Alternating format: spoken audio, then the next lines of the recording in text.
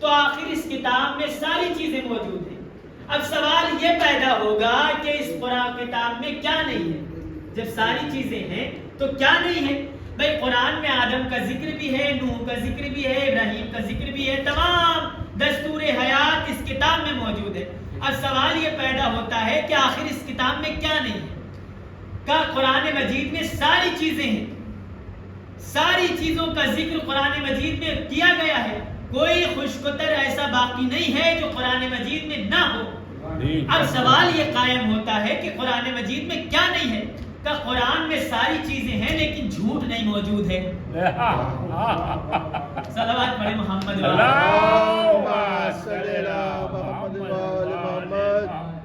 قرآن میں ساری چیزیں ہیں لیکن جھوٹ نہیں موجود ہے۔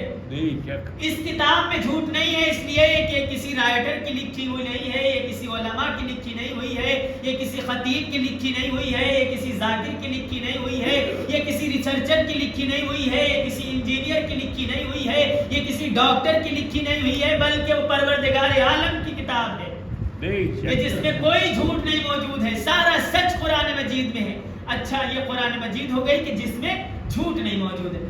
اب آپ نے سنا ہے کہ جنت اللہ کے یہاں موجود ہے اور جنت میں ساری اشیاء اللہ نے مہیا کر رکھی ہے، تمام نعمتیں اللہ نے جنت میں اکٹھا کر رکھی۔ اب سوال یہ قائم ہوتا ہے کہ جنت میں دودھ کی نہریں ہیں، شہد کی نہریں ہیں، سرسبیل ہے، حور ہیں، غلمان ہیں، اور جنت میں کوئی ایسی چیز نہیں باقی ہے جو جنت میں کوئی ایسی چیز نہیں ہے جو جنت میں نہ ہو۔ اب سوال یہ قائم ہوتا ہے کہ ساری چیزیں جنت میں ہیں تو کیا جنت میں نہیں ہے؟ اچھا، جنت میں ساری چیزیں ہیں اور قرآن مجید میں ساری چیزیں ہیں لیکن جھوٹ نہیں۔ جنت میں اللہ نے ساری چیزیں اکٹھا کر رکھی ہے لیکن کیا نہیں ہے جنت میں؟ پروردگار عالم نے ساری چیزیں مہیا کر رکھی ہیں آپ کے لیے، نمازیں آپ پڑھتے ہیں جنت کے لیے، روزے آپ رکھتے ہیں جنت کے لیے، تو اللہ نے اس جنت میں ساری چیزیں آپ کے لیے مہیا کر رکھی ہے۔ اب سوال یہ ہے کہ جنت میں کیا نہیں ہے؟ تو جواب یہ آیا کہ جنت میں تمام اشیاء موجود ہے، تمام نعمتیں اللہ نے اکٹھا کر رکھی ہے، لیکن جنت میں ساری چیزیں ہیں، موت نہیں موجود ہے جنت میں۔ جنت میں ساری چیزیں ہیں لیکن موت کسی کو نہیں آ سکتی، وہاں پہ موت نہیں ہے، قرآن مجید میں جھوٹ نہیں ہے۔ صلوات پڑھ لیجیے گا۔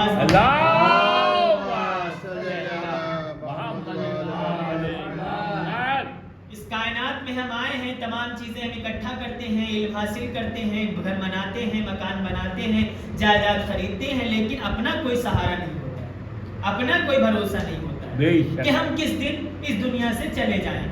ہم نہیں جانتے اپنے بارے میں کہ ہم کس دن دنیا سے جائیں گے، لیکن جنت اللہ کا ایسا گھر ہے جہاں نہ ہم نے کچھ بنایا ہے، نہ ہم نے وہاں پیسے لگائے ہیں، نہ ہم نے اس کی مرمت کی ہے، نہ ہم نے اس میں کام کیا ہے، نہ ہم نے جنت میں کچھ نہیں کیا ہے، پروردگار عالم نے بنا رکھی ہے ہمارے لیے ایسی جگہ ہے کہ جہاں ہمیں موت نہیں آئے گی۔ ہم اپنا بہترین گھر سجاتے ہیں، ٹائلز لگواتے ہیں اور بہترین طرح سے اپنے گھر کو آراستہ کرتے ہیں، لیکن یہ بھروسہ نہیں ہوتا ہے کہ ہم اس گھر میں ہمیشہ رہیں گے، ہمیشہ رہیں گے۔ کبھی نہیں ہم بھروسہ کرتے کہ ہم اس گھر میں ہمیشہ رہیں گے، لیکن کیا کہنا اس خالق کا، کیا کہنا اس معبود کا کہ اس نے جنت ایسی بنائی ہے کہ جہاں پہ موت نہیں موجود ہے، ہم نے محنت وہاں نہیں کی ہے، ہم نے وہاں پر پیسے نہیں خرچ کیے ہیں، ہم نے وہاں دولت نہیں لگائی ہے، لیکن ہم ہمیشہ وہاں رہیں گے پروردگار عالم کے وہاں، اور وہاں ہر چیز ہمیں ملتی رہے گی۔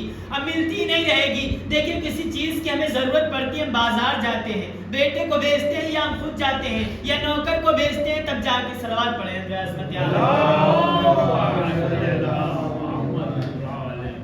تب جا کے وہ چیز ہم تلک کے آتی ہے۔ لیکن پروردگار عالم کی جنت کا کیا کہنا ہے کہ ہم جب جنت میں جائیں گے، جس کی چیز کی طرف ہم اشارہ کریں گے وہ چیز ہم تلک کے خود چل کے آ جائے گی، ہمیں زحمت کرنے کی ضرورت نہیں ہے۔ تو یہ پروردگار عالم آپ کے لیے جنت سجائی ہے، پروردگار عالم نے جنت بنائی ہے، پروردگار عالم نے آپ کے لیے ساری چیزیں جنت میں موجود ہیں لیکن موت نہیں موجود ہے۔ قرآن میں ساری چیزیں ہیں لیکن جھوٹ نہیں موجود ہے، کہیں پہ آپ کو قرآن میں جھوٹ نہیں ملے گا۔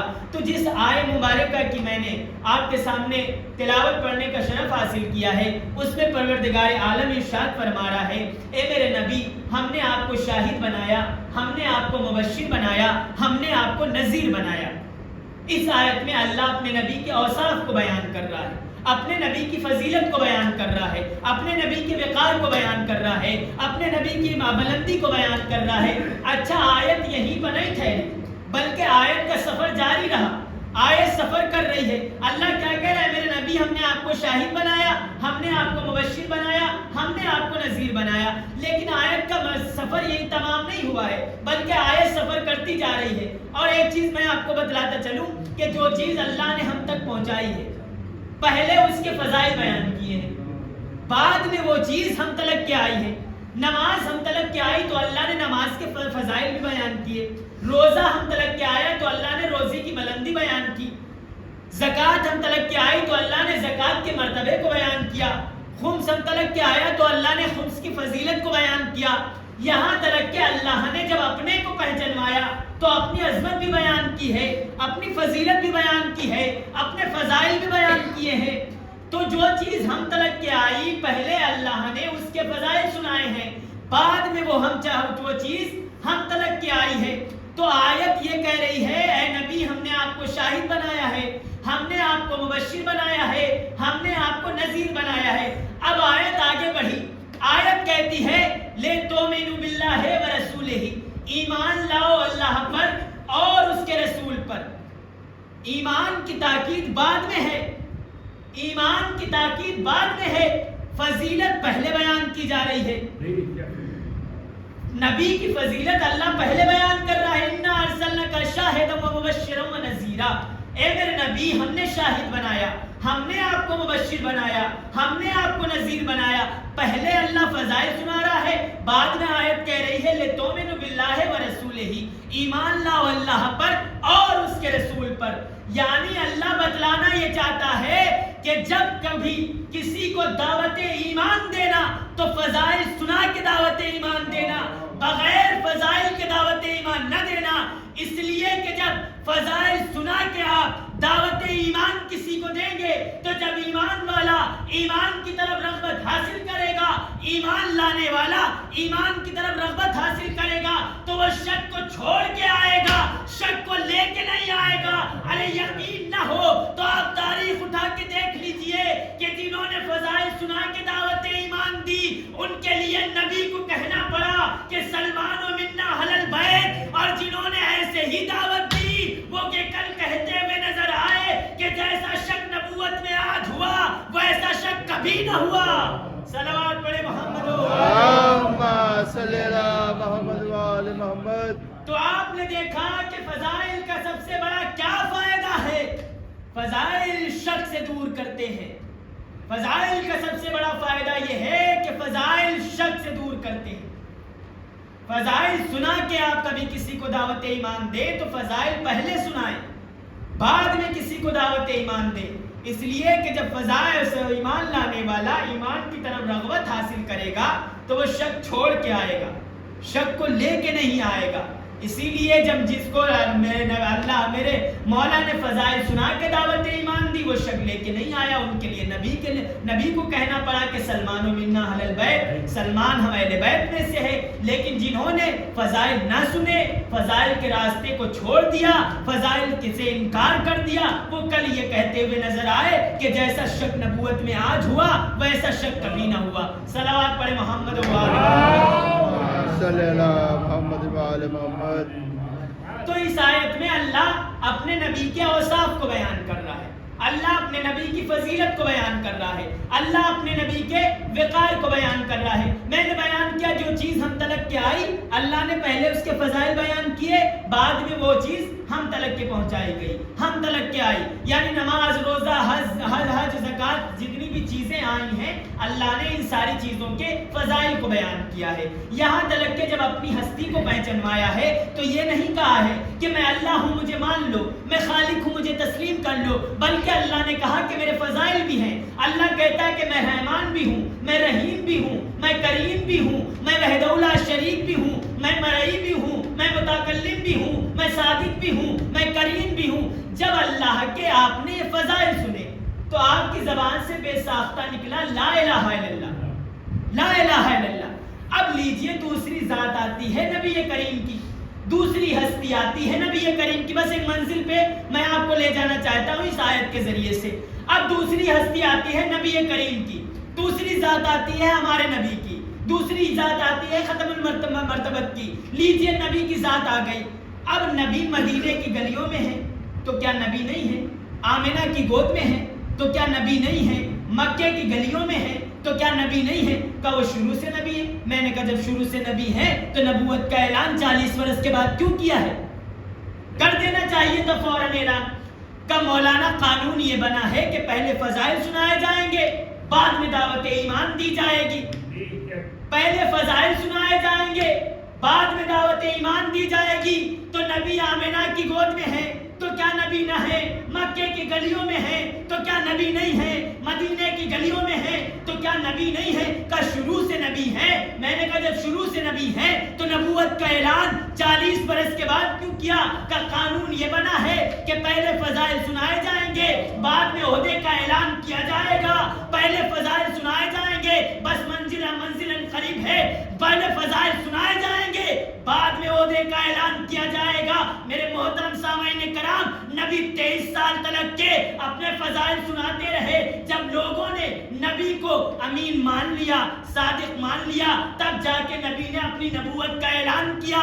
تب جا کے نبی نے اپنی نبوت کا اعلان کیا. اب زمانہ ہم سے یہ سوال نہ کرے, زمانہ ہم سے نہ پوچھے کہ علی کعبے میں 13 رجب کو پیدا ہوئے, نبی نے علی کی ولایت کا اعلان 23 برس کے بعد کیوں کیا؟ میں نے کہا قانون یہی ہے کہ پہلے فضائل سنائے جائیں گے, بعد میں عہدے کا اعلان کیا جائے گا.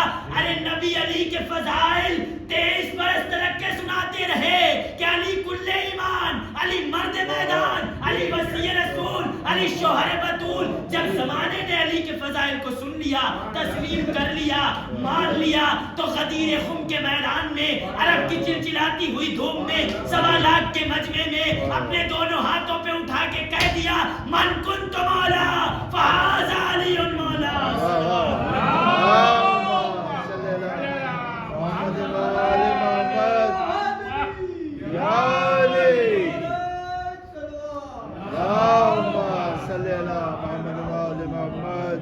اپنی نبوت کا اعلان 40 برس کے بعد کیا, علی کی ولایت کا اعلان 23 برس کے بعد کیا. اس لیے کہ قانون الہی ہے کہ جو چیز آئے گی پہلے اس کے فضائل بیان کیے جائیں گے, بعد میں اس کے عہدے کا اعلان کیا جائے گا, بعد میں اس کے منصب کا اعلان کیا جائے گا. تو اللہ کے قانون کو نبی نے اپنایا, اپنی نبوت کا اعلان 40 برس کے بعد کیا. جب مکے والوں نے صادق مان لیا, امین مان لیا, اس کے بعد نبوت کا اعلان کیا. علی کے فضائل 23 برس تلک کے سنائے. جب لوگوں نے مان لیا کہ علی کل ایمان ہے, علی مرد میدان ہے, علی وصی رسول ہے, علی شوہر بطول ہے, تو غدیر کے میدان میں 23 برس کے بعد اعلان کر دیا. یہ ہے نبی کی نبوت, اور یہ ہے خدا کی خدائی کہ نبی خدا کی خدائی پر عمل کرتا ہے, اور جو اللہ حکم دیتا ہے اور جو اللہ و نبی تلک کے پہنچاتا ہے وہ نبی ہم تلک کے پہنچاتا ہے, زمانے تلک کے پہنچاتا ہے.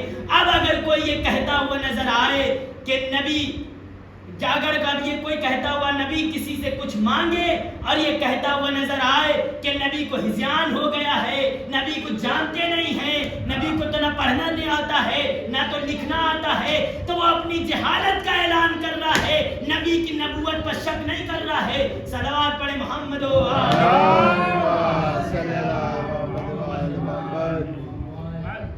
تو ہر اعتبار سے اللہ نے نبی اور آل نبی کی فضیلت کو بیان کیا ہے. قرآن مجید میں سورہ صفات میں ایک آیت موجود ہے کہ اللہ اس سورے میں کہہ رہا ہے کہ سلام علی آل یاسین, اے آل یاسین آپ پر سلام. پھر آیت آگے بڑھتی ہے, آیت کہتی ہے کہ سلام علی ابراہیم, اے ابراہیم آپ پہ سلام. بس اہل بیت کی فضیلت کو میں اسی آیت کے ذریعے سے بیان کر کے اس کے بعد آپ کی رحمت کو تمام کر رہا ہوں. آیت آگے بڑھتی ہے, کہتی سلام علی ابراہیم, اے ابراہیم آپ پر سلام. پھر آگے آیت بڑھتی ہے, سفر کرتی, آیت کہتی سلام علی موسیٰ و ہارون, اے موسیٰ و ہارون آپ پر سلام. اب آیت اور آگے بڑھتی ہے اور کہتی سلام علی آل یاسین, اے آل یاسین آپ پر سلام. آپ نے دیکھی 3 آیتیں میں نے پڑھی تو اللہ نے کیا کہا, سلام علی ابراہیم, اے ابراہیم آپ پر سلام. فقط ابراہیم کو سلام ہو رہا ہے، ذریت ابراہیم کو سلام نہیں ہو رہا ہے، اولاد ابراہیم کو سلام نہیں ہو رہا ہے، خاندان ابراہیم کو سلام نہیں ہو رہا ہے، قبیلہ ابراہیم کو سلام نہیں ہو رہا ہے۔ اب آیت اور آگے بڑھی، آیت تیری سلام علی موسیٰ و ہارون، اے موسیٰ و ہارون آپ پر سلام۔ فقط موسیٰ و ہارون کو سلام اللہ کر رہا ہے، نہ تو موسیٰ کے بیٹوں کو سلام کر رہا ہے، نہ تو ہارون کے قبیلے کو سلام کر رہا ہے، نہ تو ہارون کے خاندان کو سلام کر رہا ہے، نہ تو موسیٰ کے خاندان کو سلام کر رہا ہے۔ لیکن جہاں یاسین کی بات آتی ہے، پروردگار عالم کہتا ہے سلام علی آل یاسین، اے آل یاسین آپ پر سلام۔ آل یاسین سے کون مراد ہے؟ کا سب متفق ہیں، سب جانتے ہیں، سب مانتے ہیں کہ آل یاسین کسے کہتے ہیں؟ میں نے کہا کسے کہتے ہیں؟ کہا نبی کو یاسین کہتے ہیں۔ میں نے آل یاسین کسے کہتے ہیں؟ کہا اہل بیت نبی کو، اہل بیت نبی کو آل یاسین کہتے ہیں۔ تو اس کا مطلب یہ ہے کہ اللہ اہل بیت کو سلام کر رہا ہے، اللہ اہل بیت کو سلام کر رہا ہے اور عظمت سلام سمجھا رہا ہے، عظمت سلام بتا رہا ہے کہ سلام کی عظمت کیا ہے۔ اچھا آپ شہر لکھنؤ میں رہتے ہیں، میں بھی شہر لکھنؤ میں رہتا ہوں، گلیوں سے گزرتے ہیں، راستوں سے گزرتے ہیں تو ہر ایک کو سلام نہیں کرتے ہیں۔ ہمارے بزرگ حضرات اس بات کی تائید فرمائیں گے کہ ہر ایک کو سلام نہیں کرتے ہیں۔ کیوں؟ میں نے پوچھا بھائی کیوں سلام سب کو کرنا چاہیے، کاہے کے لیے نہیں سلام کرتے ہر ایک کو؟ کا مولانا قانون یہ ہے کہ جس کو ہم اپنی نظر میں محترم سمجھتے ہیں اسے سلام کرتے ہیں، صاحب فضیلت سمجھتے ہیں اسے سلام کرتے ہیں۔ اچھا یہ آپ کا قانون بنایا ہوا ہے کہ جسے آپ صاحب حیثیت محترم سمجھیں گے، صاحب فضیلت سمجھیں گے، اسے سلام کریں گے۔ راستے میں چاہے 1000 لوگ بیٹھے ہوں لیکن جو محترم ہوگا آپ اسے سلام بڑھ کے کریں گے، ہر ایک کو سلام نہیں کریں گے۔ تو بھائی دنیا میں تمام لوگ ہیں، اللہ جسے محترم سمجھ رہا ہے قرآن مجید میں سلام کہہ رہا ہے۔ دنیا میں تمام لوگ ہیں، تمام نبی ہیں، تمام نبی کی آل کو اللہ محترم نہیں سمجھ رہا ہے سوائے نبی کی آل کو، اس لیے سلام کر رہا ہے، اس لیے فضائل بیان کر رہا ہے اللہ۔ اچھا سلام کا قانون کیا ہے؟ کہ سلام کا قانون یہ ہے کہ ہم نے کہا سلام علیکم، ادھر سے جواب آیا وعلیکم السلام، یعنی جتنا سوال ہے اتنا ہی جواب ہے۔ آپ نے کہا میں بھی آپ سلامت رہے، میں نے کہا آپ بھی سلامت رہے، یعنی سلام ہے دعائے سلامتی، دونوں لوگ سلامتی کی دعائیں دے رہے ہیں۔ لیکن یہ ہے عوام کا سلام، عوام کا سلام۔ لیکن امام کا سلام کیسا ہے؟ کہ عوام اور امام کے سلام میں زمین اور آسمان کا فرق ہے، عوام اور امام کے سلام میں زمین اور آسمان کا فرق ہے۔ اب ہم جب سلام اہل بیت کو کرنے کے لیے کھڑے ہوتے ہیں تو کس طرح سلام کرتے ہیں؟ فقط اتنا نہیں کہتے کہ السلام علیکہ یا ابا عبداللہ، بلکہ ہم کہتے ہیں السلام علیکہ یا وارث آدم صفوت اللہ، السلام علیکہ یا وارث نوح نبی اللہ، السلام علیکہ یا وارث عیسیٰ روح اللہ۔ یا بھائی یہاں پہ وارث کو سلام ہو رہا ہے۔ قانون سلام یہ ہے کہ جب ان کو سلام کیا جائے گا تو ان کی عظمت کے ساتھ سلام کیا جائے گا، منقبت کے ساتھ سلام کیا جائے گا، ان کے قصیدے بیان کیے جائیں گے۔ بھائی قصیدے اس میں کیا بیان ہو رہے ہیں، منقبت کیا بیان ہو رہی ہے؟ کہ وارث کو سلام کیا جا رہا ہے۔ میں نے کہا وارث کسے کہتے ہیں؟ کہا باپ مر گیا، بیٹے کو جائیداد ملی، باپ نے جو جو چھوڑا بیٹے کے حق میں آیا وہ وارث کہلایا۔ میں نے کہا اچھا بیٹا وارث کہلایا، باپ نے جائیداد چھوڑی تو بیٹا وارث بن گیا۔ یہ زمانے کا قانون ہے اور اسلامی قانون ہے کہ جو باپ چھوڑ کے جاتا ہے بیٹے کو ملتا ہے تو بیٹا وارث کہلاتا ہے۔ اچھا یہ حسین آدم کے وارث کیسے ہیں، نوح کے وارث کیسے ہیں، ابراہیم کے وارث کیسے ہیں، موسیٰ کے وارث کیسے؟ بھائی حسین کو یہ سب کے وارث کیسے بن سکتے ہیں؟ کہا مولانا آپ کو معلوم نہیں ہے، ارے آدم کا علم حسین میں ہے، نوح کا تقوی حسین میں ہے، نوح کا تقوی حسین میں ہے، سارے نبیوں کے کمالات حسین میں موجود ہیں، اس لیے حسین سب کے وارث بنے ہیں۔ یا لفظوں کو بدل کر یوں کہوں کہ آدم کی تبلیغ کو حسین نے بچایا، نوح کے تقوی کو حسین نے بچایا، سارے نبیوں کی تبلیغ کو حسین نے بچایا، اس لیے حسین سب کے وارث کہلائے۔ صلوات پڑھے محمد و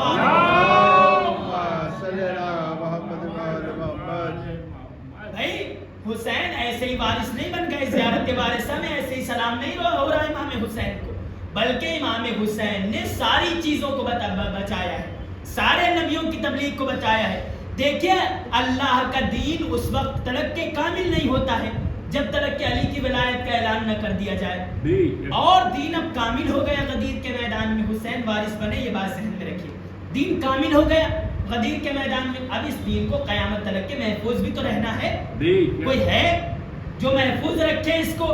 امام حسین نے آگے بڑھ کے کہا میں محفوظ کروں گا نانا کے دین کو قیامت تلک کے. لیجئے امام حسین نے نانا کے دین کو کربلا میں قیامت تلک کے محفوظ کر دیا.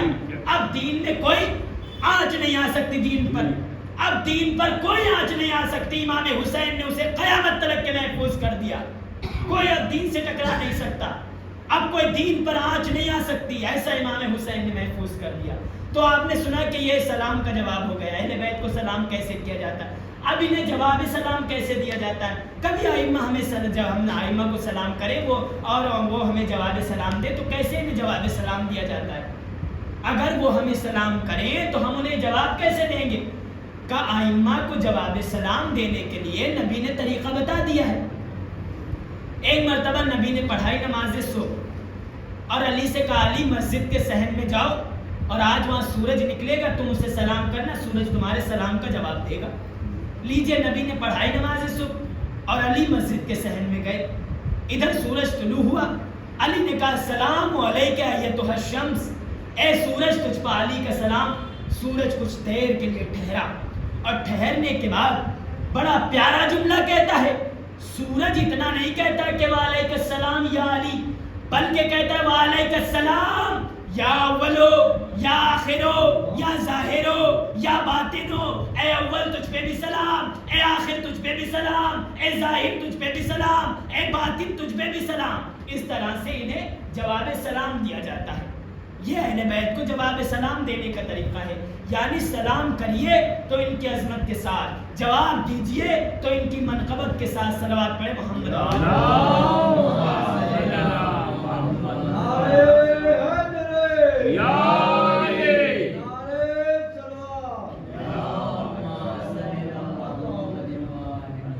جب انہیں سلام کریے تو ان کے قصیدوں کے ساتھ، ان کی منقبت کے ساتھ، ان کے فضائل کے ساتھ، اور جب انہیں جواب دیا جائے جب بھی ان کی منقبت کے ساتھ، ان کی فضیلت کے ساتھ، ان کی بلندیوں کے ساتھ. یہی وجہ ہے کہ اتنی زیادہ عظمتیں ہونے کے باوجود زمانے نے ان کی فضیلتوں کو پہچانا ہی نہیں، زمانے نے ان کی عظمتوں کو جانا ہی نہیں. تاریخ کہتی ہے کہ اگر تمام دریا و سمندر کا پانی سیاہی بن جائے اور ان کے فضائل کو لکھنے بیٹھ جایا جائے، جب بھی ان کے فضائل لکھے نہیں جا سکتے، دریا و سمندر کا پانی سیاہی ختم ہو جائے گی لیکن ان کے فضائل بیان نہ ہو سکیں گے. اسی طرح سے ان کی مصیبتیں بھی بیان نہ ہو پائیں گی. تمام سمندر کا پانی ختم ہو جائے گا لیکن ان کے فضائل نہ بیان ہوں گے. تمام درختوں کی لکڑیاں قلم بن جائے پھر بھی ان کی مصیبتوں کو نہیں لکھا جا سکتا. اتنی زیادہ مصیبتیں اہل بیت پہ ڈھائی گئی ہیں. ایک مرحومہ کے ایصال ثواب کی مجلس ہے. میں رسول کی اکلوتی بیٹی شہزادی فاطمہ زہرا سلام اللہ علیہا کی چند مصیبتیں آپ کے سامنے بیان کرتا ہوں. ہاں عزادارو، رسول کی اکلوتی بیٹی ہے اور رسول کے جانے کے بعد اس نے ایسا دردناک مرثیہ پڑھا ہے کہ آج تلک کی تاریخ کے دامن میں محفوظ ہے. شہزادی کہتی صبت لیا مصائب لو النہا، صبت لیا میں سرنا لیا لیا. اے بابا، آپ کے بعد وہ مصیبتیں پڑی کہ اگر روشن دن پڑتی تو مثل رات تاریکی میں تبدیل ہو جاتا. بابا اگر پہاڑوں پر پڑتے تو پہاڑ ریزہ ریزہ ہو جاتے. کس قدر شہزادی کو ستایا گیا. عزاداروں، آپ نے سنا ہوگا کہ شہزادی فاطمہ زہرا 18 برس کے سن میں ضعیفہ ہو گئی. کبھی آپ نے سنا کہ کیوں ضعیفہ ہو گئی؟ آخر کیا وجہ تھی؟ آخر کیا سبب تھا؟ عزاداروں، رسول عربی ایک باغ شہزادی کے حوالے کر کے گئے تھے جسے باغ فدق کے نام سے یاد کیا جاتا ہے، اور ایک وصیت نامہ اپنی بیٹی کے حوالے کر کے گئے تھے. عزاداروں، آپ نے ذاکرین سے سنا کہ شہزادی 18 برس کے سن میں ضعیفہ ہو گئی، کمر خمیدہ ہو گئی، سر کے بال سفید ہو گئے، چہرے پہ جھریاں آ گئی. امام حسن کہتے ہیں کہ اماں گھر سے گئی بابا کی وصیت لے کے دربار میں گئی اس کے بعد وہ وصیت نامہ ظالموں کے سامنے پیش کیا. عزادار و ایک ملعون نے وصیت نامے کو لیا اور پڑھا، اور پڑھنے کے بعد اس کے ٹکڑے ٹکڑے کرنا شروع کیا، اسے چاک کرنا شروع کیا. چاک کرنے کے بعد تمام ٹکڑے اس وصیت نامے کے بنائے، اور بنانے کے بعد زمین پر ڈال دیے. ارے رسول کی اکلوتی بیٹی کو ضعیفہ ہونے میں بس اتنی دیر لگی کہ جتنی دیر وہ ٹکڑے زمین سے سیدہ نے اٹھائے اتنی دیر میں سیدہ ضعیفہ ہو گئی، کمر خمیدہ ہو گئی، چہرے پہ جھریاں آ گئی، بال سفید ہو گئے. ارے گھر میں تشریف لائی، مصلی عبادت پہ آئی. جناب زینب نے دیکھا کہ اماں کے مصلی پہ کوئی بیوی ہے. زینب آگے بڑھی، بیوی تمہیں کیا ہو گیا؟ یہ اماں کا مصلی ہے، کیسے تم اماں کے مصلی پہ آئی؟ ارے سیدہ نے نقاب کو ہٹایا. زینب تم نے اماں کو نہ پہچانا؟ اے اماں گھر سے گئی تھی، سر کے بال سے آتے، کمر خمیدہ نہ تھی، چہرے پہ جھریاں نہ تھی. اماں یہ ذرا سی دیر میں کیا حال ہوا؟ اے بیٹی زینب، تیرے نانا کی امت نے ایسا تحفہ دیا کہ کچھ دیر میں تیری ماں ضعیفہ ہو گئی. لے زینب یہ نانا کی وصیت کے ٹکڑے، جتنی دیر زمین سے اٹھانے میں لگی اتنی دیر میں تیری ماں ضعیفہ ہو گئی.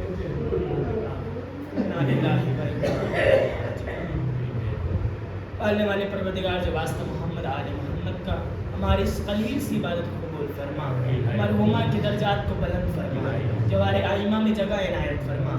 جتنے سامعین حضرات یہاں پہ موجود ہیں ان کی نیک دلی حاجات کو پورا فرما. تمام شیعان حیدر کرار کی جان مال عزت و آبرو کی حفاظت فرما. تمام مومنین کو زیادہ سے زیادہ عمل خیر کرنے کی توفیق عطا فرما. پرچم اسلام کو سربلندی عطا فرما. مزار مقدسہ کی حفاظت فرما. پروردگار عالم تو تجھے واسطہ محمد آل محمد کا ہماری تمام دعاؤں میں بالخصوص دعا یہ ہے، یوسف زہرا امام زمانہ کے ظہور میں تعجیل فرما. آپ حضرات 1 مرتبہ سورہ حمد اور 3 مرتبہ سورہ توحید کی تلاوت فرما کر کنیز فاطمہ بنت طاہر حسین صاحب کی روح کو حساب سما.